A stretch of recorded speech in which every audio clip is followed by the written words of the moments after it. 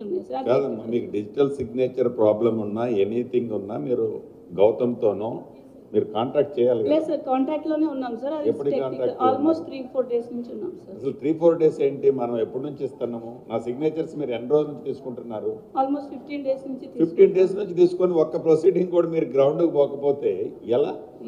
నేను ఆనెస్ట్గా ఇలా ఖమ్మంలో చెప్పాను, వరంగల్లో ఆల్రెడీ నేను డిస్ట్రిబ్యూషన్ చేశానని చెప్పుకుంటూ వచ్చాను. మీరు 10 వచ్చినా 20 వచ్చినా రేత్రి 1 గంటకు వచ్చినా నేను సిగ్నేచర్ చేసి పంపించింది మీ స్టోర్ రూమ్లో దాచుకోవడానికే.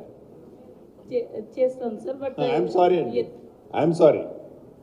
నేను ఎందుకు లేట్ నైట్ మీ మా హౌసింగ్ బోర్డులో మీ మనసులో వస్తే ఎందుకు డిస్పోజ్ చేసి పంపించింది ఎందుకు? ఇంక మీరు ప్రొసీడింగ్స్ అయిన దానికి ఎందుకు మీ దగ్గర దాచుకోవడానికి ఎందుకు? సారీ అండి, ఇది నేను ఎట్లా అనుకోవట్లేదు.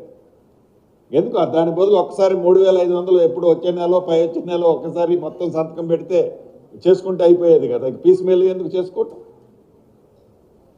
లేదమ్మా, మీరు ఇప్పుడు ఇది మీటింగ్ అవ్వటంతోనే ఈ నైట్ కంప్లీట్ చేయాలా. రేపు సాయంత్రం లోపు అప్రూవల్, నాతో సిగ్నేచర్ చేసిన అప్రూవల్ అయిన మొత్తం కూడా కన్సర్న్ ప్రజాప్రతినిధికి ఆ ప్రొసీడింగ్స్ వెళ్ళాల్సిందే. మీరేం చేసుకుంటారో నాకు తెలియదు. రిమైనింగ్ ఏదైతే ఉన్నాయో మీరు వచ్చినట్టు క్లియర్ చేసి త్రూ చేయండి. నాకు మీరు ఏదో బంచికి బంచి 3500 నాకు కలెక్టర్ పరిధిలో 15,000 ఇళ్ళు ఉన్నాయి, ఈ 15,000 మొత్తం 15,000 క్లియర్ అయిన తర్వాత పంచిస్తాను కాదు ఉద్దేశం. అది కానే కాదు. మనకి 15 అయినా అవుట్ ఆఫ్ 15,000లో 15 అయినా కూడా మనం ఇవ్వాలన్నది మన కాన్సెప్ట్. ప్లీజ్, మిస్టేక్ ఎక్కడా లేదు. ఏజ్ లిమిట్ అసలు మనం ఇందిరమ్మ ఇళ్ళలో పెట్టలేదు. ఇందిరమ్మ ఇళ్ళలో ఏజ్ లిమిట్ లేదమ్మా. Poorest of the poor, age limit లేదు మన దగ్గర.